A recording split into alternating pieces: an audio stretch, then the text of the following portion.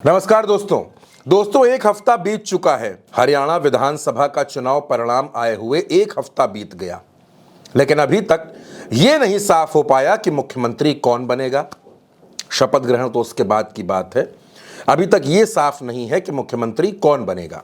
अब नायब सैनी जो कार्यवाहक मुख्यमंत्री हैं, उनको ऐसा लगता था कि वो दिल्ली दरबार के दुलारे हैं, इस वजह से भरोसा उन्हीं पर किया जाएगा, मौका उन्हीं को मिलेगा, लेकिन ऐसा कुछ होता नजर नहीं आ रहा। और इस बीच हरियाणा की राजनीति में एक अलग भूचाल आ गया है दोस्तों।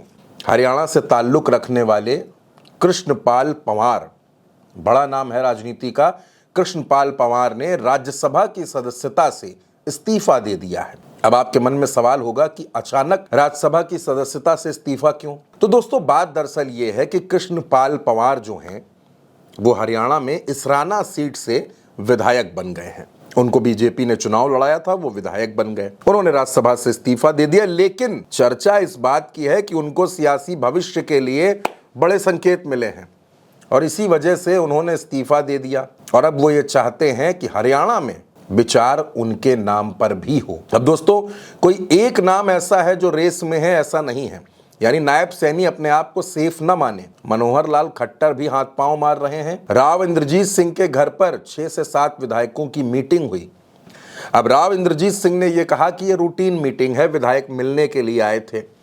लेकिन जब मुख्यमंत्री पद का फैसला नहीं हुआ, उस दरमियान जब विधायक राव इंद्रजीत सिंह से मिलने पहुंचे तो ये मुलाकात कई सवाल खड़े करती है। विधायक अगर नायब सैनी से मुलाकात करते, बीजेपी के प्रदेश अध्यक्ष से मुलाकात करते, संगठन के लोगों से मुलाकात करते तो बात समझ में आती है। लेकिन राव इंद्रजीत सिंह जो लगातार विधायकों को अपने पक्ष में लामबंद करने की कोशिशें कर रहे हैं, उनके घर पर यह मुलाकात होती है। फिर उधर कृष्णपाल पंवार का इस्तीफा भी होता है। अनिल विज ने अभी भी अपनी उम्मीद नहीं छोड़ी है।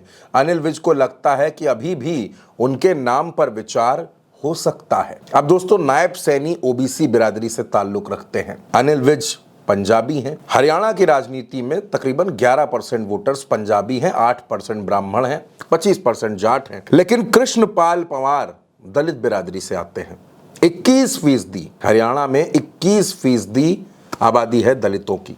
अब जिस तरह से लोकसभा चुनाव में विपक्ष ने पूरा माहौल बनाकर दलित वोटर्स में सेंधमारी कर दी और बीजेपी बहुमत के आंकड़े से बहुत पीछे रह गई, चर्चा है कि बीजेपी अब उसको ठीक करने के लिए हरियाणा में दलित मुख्यमंत्री भी बना सकती है, ताकि बीजेपी के पास ये कहने को हो जाए कि हम दलितों का इतना सम्मान करते हैं कि हमने हरियाणा की कमान एक दलित नेता को दे दी। दोस्तों 8 अक्टूबर को नतीजे आए थे, एक हफ्ता बीत गया, मुख्यमंत्री पद की तस्वीर साफ नहीं है और बहुमत का आंकड़ा हरियाणा में 46 होता है। अपने दम पर बीजेपी 48 सीटें जीती है, 3 निर्दलीयों को भी अपने साथ ले लिया है, आंकड़ा 51 हो गया।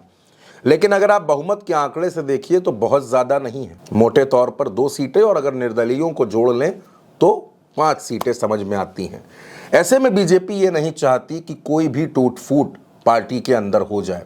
अगर कोई भी नेता, इनमें से कोई भी नेता 7-8 विधायकों को भी तोड़ ले गया तो बीजेपी के लिए हरियाणा में सरकार बनाना मुश्किल हो जाएगा। अब अनिल विज हरियाणा की राजनीति को बहुत बेहतरीन तरीके से समझते हैं, बड़ी पकड़ वाले नेता माने जाते हैं, रणनीति बनाने में माहिर माने जाते हैं, वो भी कुछ ना कुछ कर सकते हैं। राव इंद्रजीत सिंह, उनके साथ तो तकरीबन 10 विधायक उनके पीछे खड़े हैं। उनकी बेटी आरती राव खुद विधायक बनी है। राव इंद्रजीत सिंह मजबूत लॉबिंग कर रहे हैं खुद को लेकर।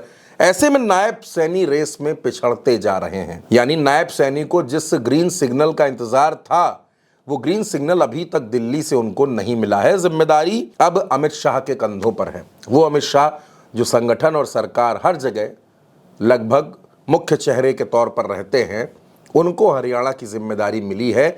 हरियाणा में उनको तय करना है कि मुख्यमंत्री किसे बनना है। लेकिन भारतीय जनता पार्टी के लिए हरियाणा में न चुनाव जीतना आसान था और न अब मुख्यमंत्री पद का फैसला करना आसान है, क्योंकि लंबी फहरिस्त है।